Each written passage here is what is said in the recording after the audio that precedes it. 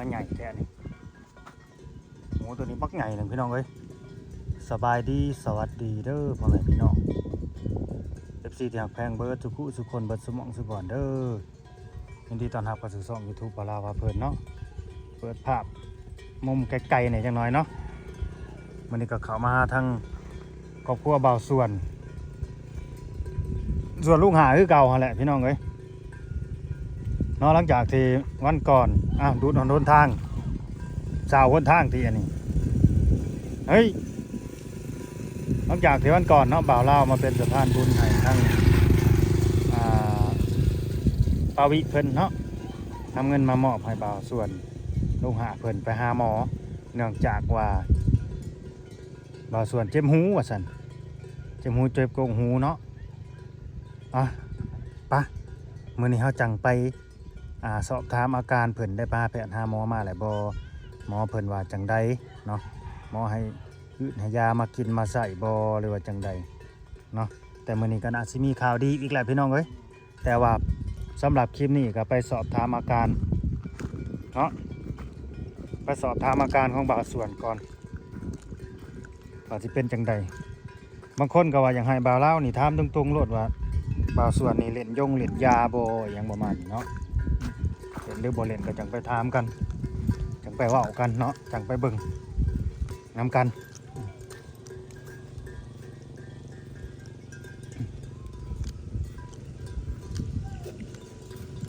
FC บางคนก็น่าสิเบิ่งออกเนาะ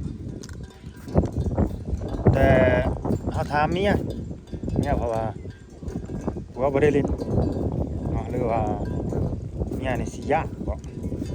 ย่านแล้วบ่กล้าเว้าว่าจังได๋กล้าเว้าออกสื่อ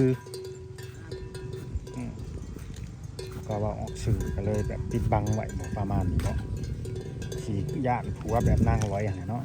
ก็แน่นอนแหละผู้หญิงเขาก็สิย่านอันผัวย่านผู้นำคือว่าอะไรเนาะมากับสายฝนนี่ฝนกับสิตกพอดีเลยเนาะ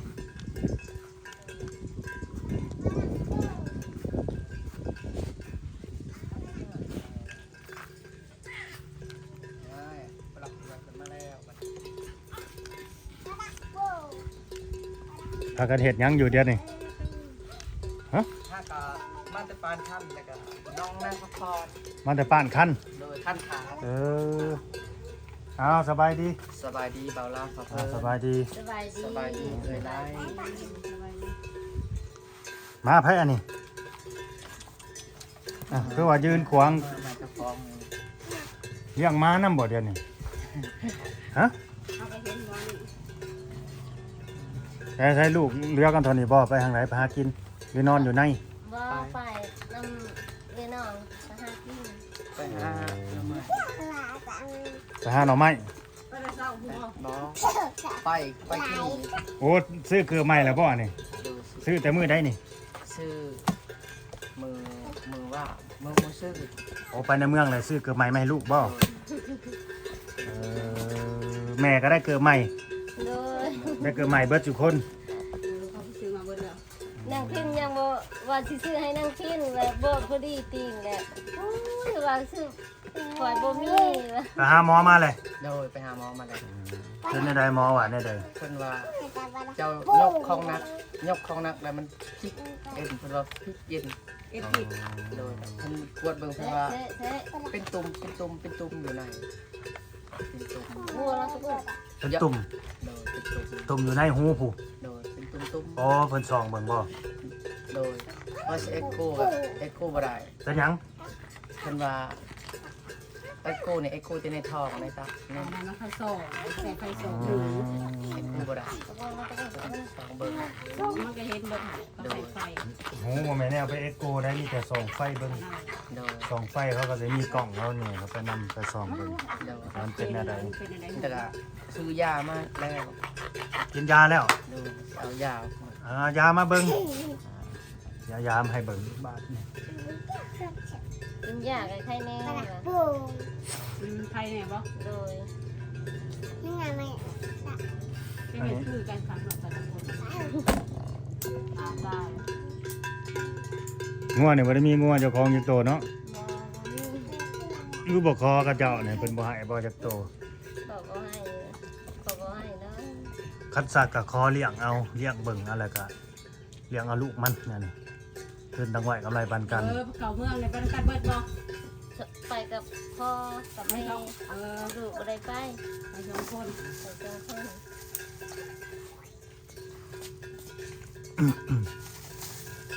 ยาหย่อนหูนํบ่ โดยยาเด็กกูนั่น เออ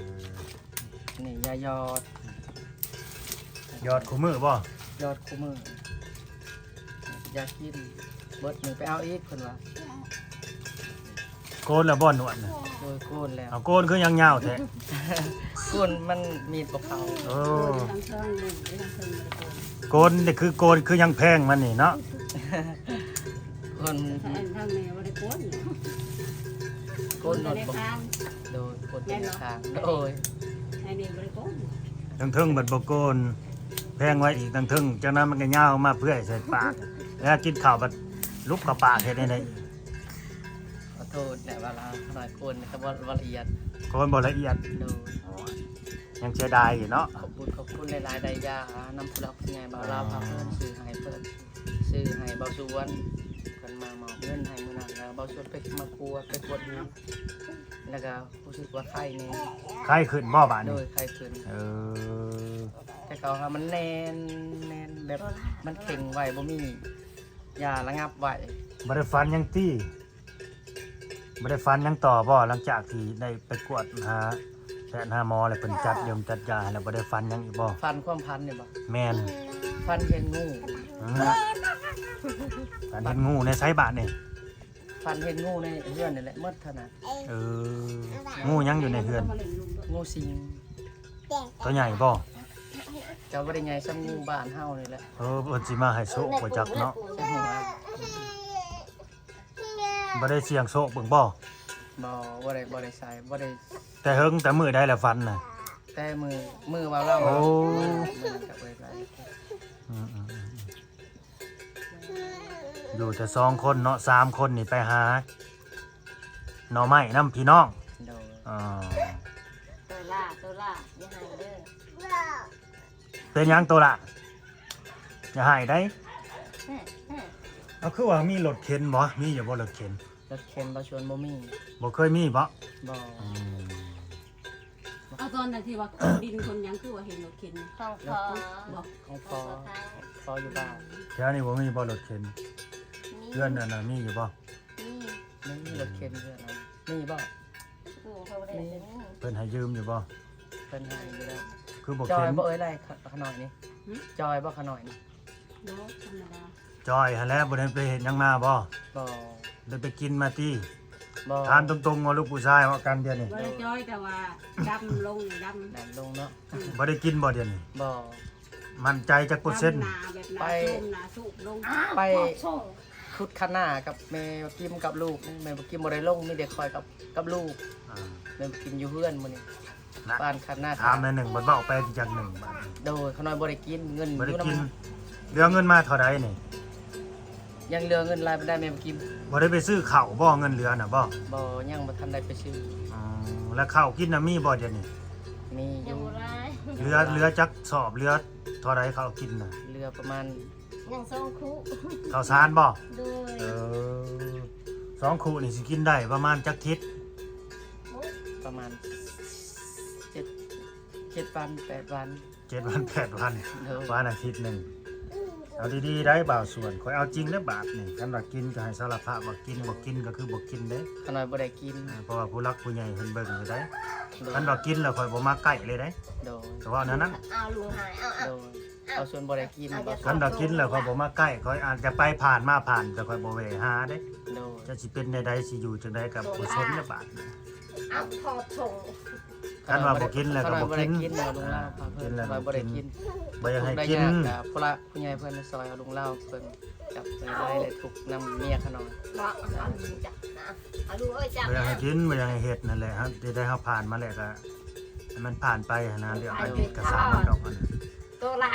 ปัจจุบันสำคัญ โอ้ยตัวละอี เอ้าคือยังบ่ลบอยู่สารางคานี่ บ่สวนยังบ่ทันได้คืนเลย มื้ออื่นเช้าจะสิขึ้น มื้ออื่นบ่ โดย คักแน่ได้มื้ออื่น แบบว่าชวนใครในกระโตเลยสิขึ้นไปอันนั้นแหละ เอายังมากาดขึ้นมีอยู่บ่ เรื่องนี้ก็บ่มีตะปูลงแล้ว แต่ปูบ่มี ดู ว้าย ตัวละเอ้ย ยังบ่ทันได้ไปซื้อตะปู อ่ะก็ดีใจนำบ่าวส่วนเนาะได้ไปหาแพทย์หาหมอแล้วหน้าตาก็รู้สึกว่าหนวดกระโกนออกแล้วก็รู้สึกว่าสดใสขึ้นพี่น้องเอ้ยดูมีสีมีวันขึ้นเนาะบ่โศกบ่เศร้าบ่หม่นบ่มอง ดีแล้ว มีตุ่มน้ำบ่ตุ่มจะตุ่มครับ ตุ่มลาย2-3บ่อนคุณว่า ปะ 2-3บ่อ โอ้ น ย หรือ ตัว ว่า ละ แบบนอนกลางคืนแบบมดเข่าตะกี้ตะกอนก็บ่ฮู้นะ อืม เพิ่น สาวน้อยอาบน้ำให้ลูกอยู่บ่นี่บ่สาวน้อยอาบน้ำให้ลูกอยู่บ่แม่กับพ่อได้อาบอยู่บ่ FC ฝากถามมานี่พ่อกับแม่เด้ว่าซั่น แต่อาบอยู่ว่า อาบอยู่เนาะ โดย เสื้อผ้าเพิ่นก็ซักเอาแล้วฝนเฮ็ดได้บาดนี่โอ้ มีคนตก กระต้านคันขาดบ่ โดยคันหน้าคาคนตกแห้งเนี่ยคันหน้ามันคันคันก็บ่ได้ยาวเนาะขาดก็ประมาณ3นึงละ ดินบ่ดินทรายเนาะดินทรายบ่ ดินลุก บ่มีทรายตีบ่มีทรายขาวตีถ้าดินทรายมันขาดนิดหนึงมันจะเขื่อนไปเลยเด้ โดย จากปล่องน้อยๆมันก็ใหญ่ออกเลยเด้ มันเป็นดินลุกเป็นดินเหวอ่ะนะลุงเป็นดินเหวดินโชกเหว สมมุติว่าได้ข้าวสารกับสอบหนึงแบบนี้นี่กินกันประมาณจักเดือนฮอดบ่เดือนหนึง สอบหนึ่ง แม่นครอบครัวซุมเจ้า สิประมาณ สอบหนึ่ง50 โลนี่ฮอดบ่เดือนหนึง ประมาณ18 มื้อ 18 มื้อ โดย สอบหนึ่ง18 มื้อ โดย พอสาวน้อยเออ เราสอบต่อเดือน เพราะว่าเขาเด็กน้อยเด้มันกินหลายเนาะมันกำลังกินพี่น้อง ครอบครัวใหญ่ คิดเฮ็ดหน้าปีนี่ ได้บาทเนี่ย คิดว่าสิได้ประมาณจักสอบเฮ็ดหน้าเจ้าของปีนี่ หน้าเจ้าของปีนี้ประมาณ ฮอดบ่10สอบ ก็สิได้อยู่10สอบ อ่า เอาให้ว่าสอบ มันงามอยู่บอกเขานะ เข้าก็งามก็งามแบบบ่ได้ใช้พูดนั่นแหละงามแบบงามอยู่อยากเฮ็ดลายฝัดหน้าก็เป็นโศกเป็นเหว มันเป็นโศกบ่ โดย คันนาซ้ายโศกซ้ายห้องนี่คันเอาเฮ็ดคันได้มันแห่งงามได้ครับมันแห่งงาม โดยงามกว่านาโคก แม่ แต่ว่ามันเป็นไฮน้อยเห็ดใหญ่บ่ได้มันเป็นเห็ดยาแลมลูกแม่แล้วก็อยากให้ผู้หลักผู้ใหญ่เพิ่นซอย ซอยยังอีกบัด บางส่ว นี้ นอันบางส่วนอยากได้ดินเพิ่นอยากเฮ็ดหน้าในนี้หน่อยหนึงเอาลุงของพูดของอ้ายดิเพิ่นแบ่งให้อ้ายแล้วก็ของบางส่วนเนี่ยเป็นหน้าทางนี้แต่ตัวในโคกในนองทั้งนองเลยเพิ่น เพิ่น สิ สิ เอา ให้ ให้โดย เพิ่นจักให้เท่าใดอันน่ะเอาเงินย่นให้เพิ่น โดยเพิ่นอยาก เท่าใดอันน่ะ เพิ่นอยากขายเขาหน่อยยังบ่ฮู้ว่าราคา โอ้ เท่าใด ถ้าฮู้แต่ว่าอยากขายให้ โดยมันติด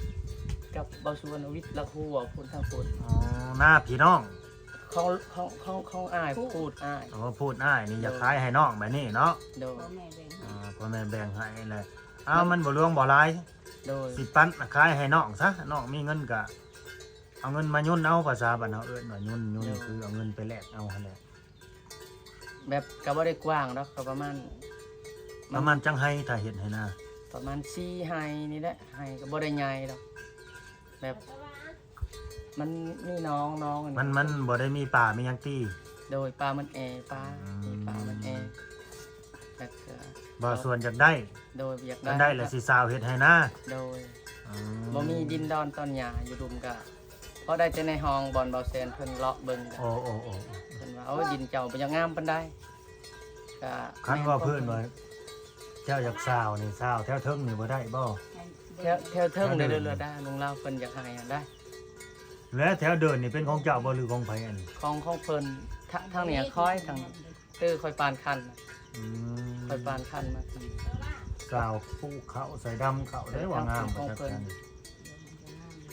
แล้วก็ท่านว่าน่ะก็มีแต่ขอบุญขอบคุณผู้หลักผู้ใหญ่อาดุงเล่าพาเพิ่นกับเอ่ยไล่พาเพิ่น โดย ให้เพิ่น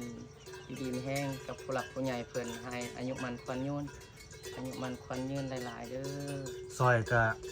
คือว่าและผู้ใหญ่เพิ่นก็ยังบ่ทันได้เห็นเนาะเห็นดินเห็นดอนจากทำเลเนื้อที่เป็นจังใดจะมันแคบมันหอมสำใด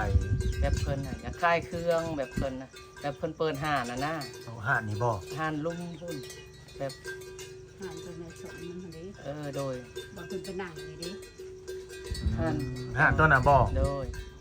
บ่เป็นอ้ายแท้ๆบ่น่ะ โดยเป็นอะไรเพิ่นบ่อยากเฮ็ดหน้าเพิ่นไปว่าเพิ่นก็คนบ่หลาย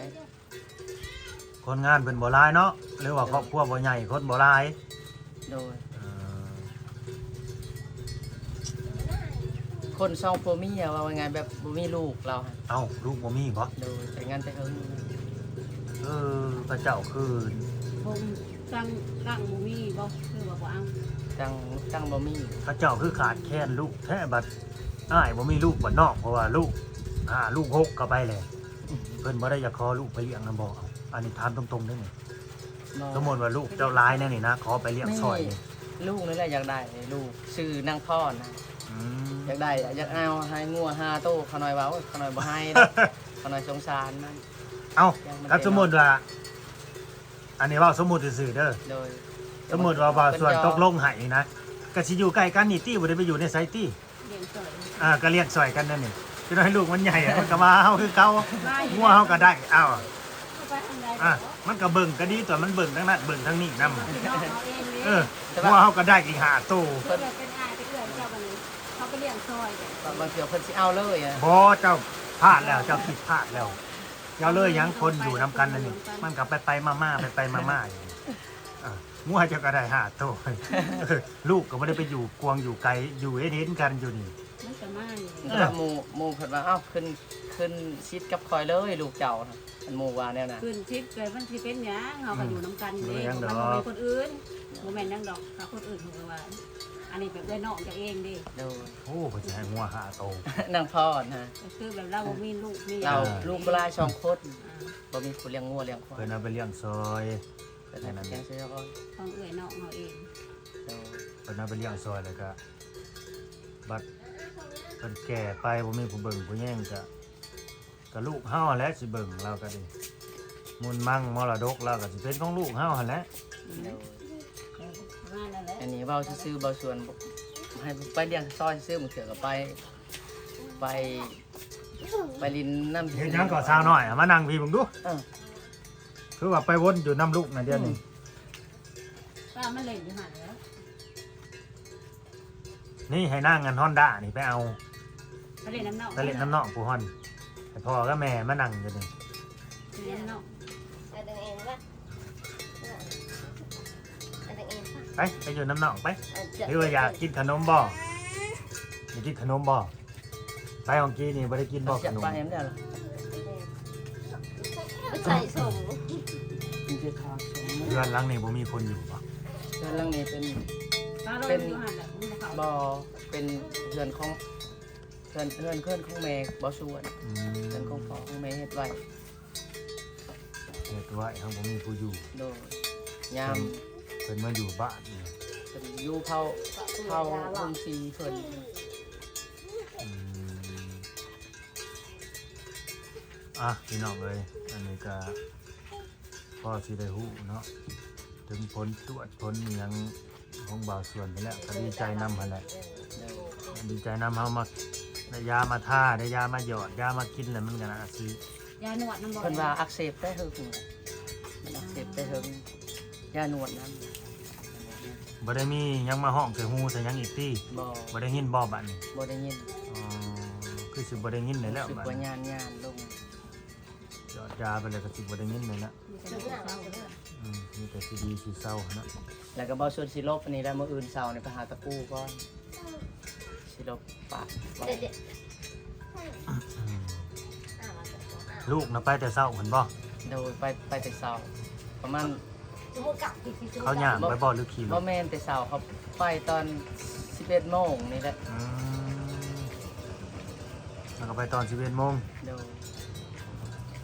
กินข้าวเรียบร้อยเนาะ ยั ยัง ง บ่ บ่ได้กินข้าวบ่ไปเลย ยังบ่ทันได้กินเขาไปแต่กินใครกินมัน แล้วอยากไปกินแม่นี่บ่ โดยแบบไปมันน่ะผู้หนึ่งไปห้าไหมครับ บ่มีคนกินบ่กินไผกินมันนี่ แล้วบ้านอีกหน่อยเขาบ่ทากันเลย คิดว่าวาวเล่าวสิเข้ามาหาอยู่บ่มื้อนี้พากันคิดอยู่บ่ โดย ผัวน่ะคิดเนาะเมียบ่ได้คิด เขาหน่อยบ่ชวนคิดว่าเพิ่นต้องมามื้อนี้ ต้องมาเนาะ โดย บ่ได้ฟันยังบ่เมื่อคืน บ่ได้ฟัง บ่ฟันเนาะ โดย นางฮอนฟันยังบ่เมื่อคืนบอกลุงดูลุงสิไปเสี่ยงดวงนี่ฟันยังอยู่บ่ฮอนอย่าอมมาคักแล้วกว่าเฮ้ย ตัวหลับเด็กเนี่ยสิเอาตัวหลับบอกหนูดู ตะโกนตั้งทีนึงกิน เด็กเนี่ยสิเอา กินมานั่งสิเอากระโจก2อันน่ะ มันก็โจก มันบ่ใส่จะบ่สุกนะบักตัวละ มันจะใส่ มันบ่เคยมันบ่ค่อยเด็กน้อย สงสัย สิ้นแหละ สงสัยแม่พ่อบ่ค่อยใส่ให้ได้มันหมุนมัด เด็กน้อยบ่เคย ใช่ ใส่ ใช่ ใส่ ใช่ ใส่ ใช่ ไหม กินใช่ไปใส่ แต่ว่าเจ้าต้องพยายาม ตอนได้ ใส่ให้มัน จก พี่น้องเอ้ยเฮาก็สิได้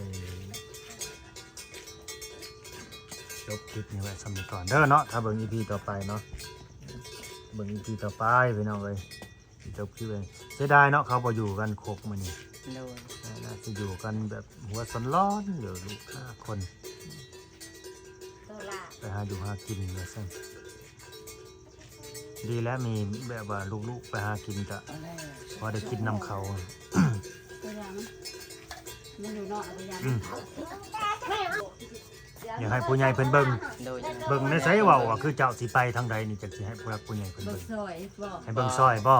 ยากให้เพิ่นซอย อ๋อ น้อยบ่ส่วนอยากได้ดินบ่เป็นให้หน้าก็ยากเป็นปลูกก็ยากพอได้ให้ลูก ดินมันจังให้มันเป็นให้นา โดย มันเป็นป่าบ่ โดย มันหกบ่เดี๋ยวนี้ หกป่าหกก็บ่ได้หกแน่นำมันได้ ซอยแบบใดอันน่ะ